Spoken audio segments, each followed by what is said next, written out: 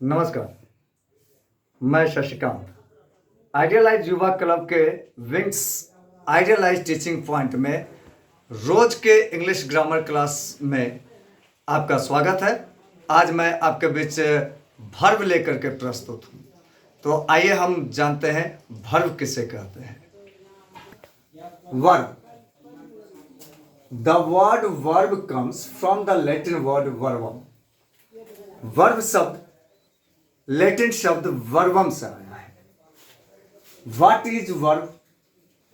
Verb है क्या? तो a word that express an action is called verb. कहते हैं किसी भी काम को हम क्या कहते हैं? तो क्रिया कहते हैं। तो वहीं हम दूसरा परिभाषा को भी देखते हैं।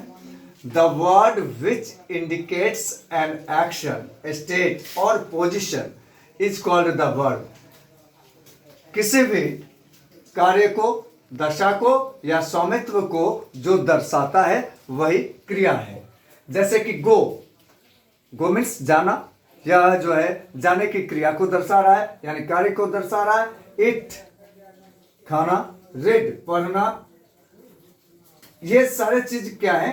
तो वर्ब है। तो kinds of verb. Kinds of verb पहला नंबर में हम लोग ये देखते हैं कि प्रिंसिपल वर्ब, या प्रिंसिपल वर्ब को मेन वर्ब भी कहा जाता है या फुल वर्ब भी कहा जाता है। इसका हिंदी है प्रधान या मुख्य या पूर्ण क्रिया। दूसरा है ऑक्सिलरी वर्ब। ये ऑक्सिलरी वर्ब को हम लोग हेल्पिंग वर्ब भी कहते हैं। इसका हिंदी है सहायक क्रिया। दूसरे प्रकार में आता है ट्रांजिटिव वर्ब, जिसको कहते हैं सक्रियक क्रिया, और इंट्रांजिटिव वर्ब आक्रमक क्रिया। तीसरे प्रकार में आता है फिनाइल वर्ब, समापिका क्रिया, और नॉन फिनाइल वर्ब यानी असमापिका क्रिया। और टेंस के अनुसार आप जान रहे होंगे कि टेंस के अनुसार वर्ब 5 प्रकार के होते हैं। V1, V2, V3, V4 and V5।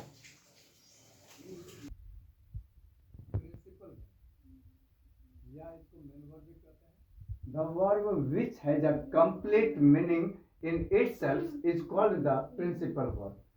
वैसी क्रिया जो अपने आप में पूर्ण अर्थ प्रकट करता हो, वह क्रिया प्रिंसिपल वर्ब या मेन वर्ब कहलाता है, यानी प्रधान क्रिया कहलाता है। या दूसरी परिभाषा है द वर्ब्स यूज्ड अलोन और together with helping verbs are called principal या मेन वर्ब। जो स्वतः ही इस्तेमाल होता हो जो क्रिया, या हेल्पिंग वर्ब को लेकर के भी इस्तेमाल होता हो, वैसी क्रिया प्रधान क्रिया या मुख्य क्रिया कहलाता है। जैसे कि आई इट ए मैंगो, इसमें आप ये देख रहे हैं कि यह मुख्य क्रिया है। इट, ये जो है इट, ये है प्रिंसिपल वर्ब यानी मुख्य क्रिया। तो अब एक सवाल मेरे मन में आ रहा है कि कहीं कहीं आप देखते होंगे कि ये इट्स है। तो जी, थर्ड पर्सन सिंगुलर नंबर जब रहे, यानी ही सी इट जब रहे, तब V5 का इस्तेमाल होता है, यानी इट्स हो जाएगा। तो V5 कैसे बनता है वो आगे हम चर्चा करेंगे। तो अब आते हैं ऑक्सिलरी वर्ब। ऑक्सिलरी वर्ब किसे कहते हैं? तो the verb which is used with main verb is called auxiliary verb. वैसी क्रिया जो प्रधान क्रिया के साथ इस्तेमाल होता हो, वह ऑक्सिलरी वर्ब यानी सहायक क्रिया कहलाता है। जैसे कि यहाँ एक देखिए एग्जाम्पल है, I am reading a book, मैं एक किताब पढ़ रहा हूं। इसमें आप देख रहे हैं कि वर्ब का मुख्य रूप ये है रीड, इसी में ING लग गया है तो बिफोर हो गया ये। तो इसके साथ ऑक्सिलरी वर्ब आया है एम। तो जब मुख्य क्रिया के पहले जो क्रिया आता हो तो वो कहलाता है सहायक क्रिया यानी ऑक्सिलरी वर्ब या हेल्पिंग वर्ब। ऑक्सिलरी वर्ब या हेल्पिंग वर्ब का दूसरा परिभाषा यह है कि a helping verb is one which helps the main verb to form a tense, voice, mood. यानी वैसी क्रिया जो मुख्य क्रिया के साथ तो आता ही है, लेकिन वह यह दर्शाता है कि यह टेंस में है, कि वॉइस में है, कि मूड में है। Kinds of auxiliary verb. Auxiliary verb को 3 भागों में बांटा गया है। एक बांटा गया है प्राइमरी ऑक्सिलरी, दूसरा बांटा गया है मॉडल ऑक्सिलरीज और तीसरा बांटा गया है मार्जिनल ऑक्सिलरीज। तो प्राइमरी ऑक्सिलरीज के अंतर्गत आता है is, am, are, was, were, do, does, did, have, has, had. और मॉडल ऑक्सिलरीज के अंतर्गत आता है can, could, may, might, shall, should, will, would, must, ought to.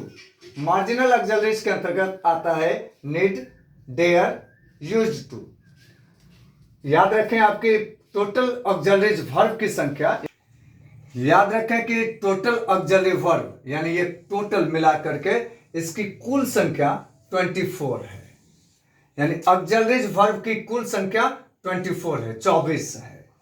आप अब ऐसे याद रखें कि प्राइमरी ऑक्सिलरी वर्ब 11 है। 11 कौन कौन सा? तो is, am, are, was, were, do, does, did, have, has, had. और ये मॉडल ऑक्सिलरी वर्ब 10 है। कौन कौन सा? तो can, could, may, might, shall, should, will, would, must, ought to. और मार्जिनल ऑक्सिलरी वर्ब की संख्या 3 है। तो कौन सा? Need to, dare to and use to, यानी need, dare and use to.